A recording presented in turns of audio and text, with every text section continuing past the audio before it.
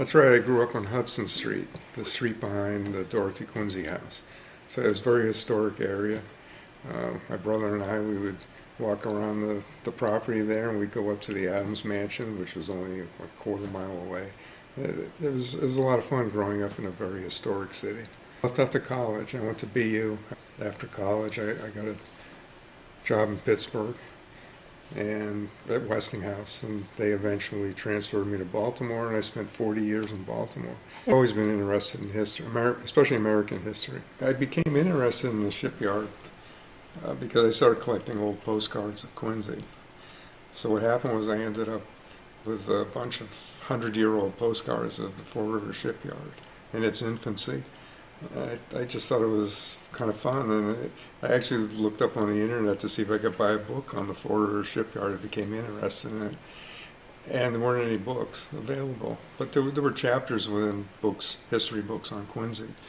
So I read up on the shipyard, and I kept collecting more postcards, and I expanded it into buying old postcards of ships that were built in Quincy. I wanted to learn more about the ships. So I ended up with a couple hundred postcards, Fore River postcards, and that's when I decided to write a book. Fore River Shipyard. So, Yes, I donated, once the book was published, I donated the postcards to the Thomas Green Public Library. As a boy, I remember hearing the whistle at the shipyard, and when my family would drive to Nantasket Beach, we'd go over the Fore River Bridge, and my brother and I would hope that the bridge would be opening so we could jump out of the car and see a ship going out to sea. That was a lot of fun. That happened a couple of times when I was a kid. And my father was in the Navy, so ships, I've always been interested in ships. I like to look at old clipper ships, and I want to preserve the history of the shipyard and let people know, future generations, what happened here over an 80-year period from 1900 to 1980s. When I started the project, I didn't know anything about the ships that were built in Quincy. I just thought they built Navy ships. And it turns out the Fore River Shipyard built a whole different array of ships. They built cruise ships from 1907 into the early 50s. Ferries, they built quite a few ferries. It was a diverse group of ships. They also built the only 7-masted schooner to ever sail the seas in 1902. They built a 6-masted schooner as well. There's only been about 10 of them ever built. So there's quite a history at the Fore River Shipyard that most people don't have any idea of. So I started researching some of the older shipyards from like the early 19th century and mid-19th century.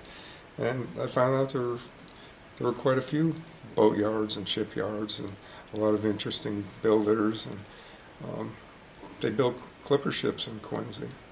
And they built sloops that carried the granite, that built Bunker Hill Monument. There's just a lot of interesting shipbuilding stories, and I started researching at the Historical Society, at the library.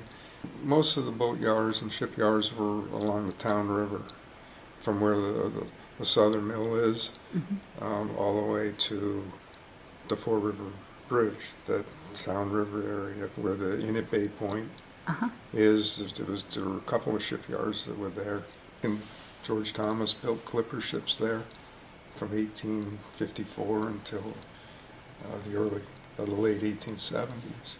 So a lot of the areas on the Town River and the Fore River had shipyards over a whole century. So on December 13th, 14th, and 15th, between 1 o'clock and 4 o'clock, I'm going to be at the Quincy Historical Society. If people have any kind of photographs, ledgers, correspondence, notebooks, anything related to Quincy shipbuilding between 1800 and 1950, let's say.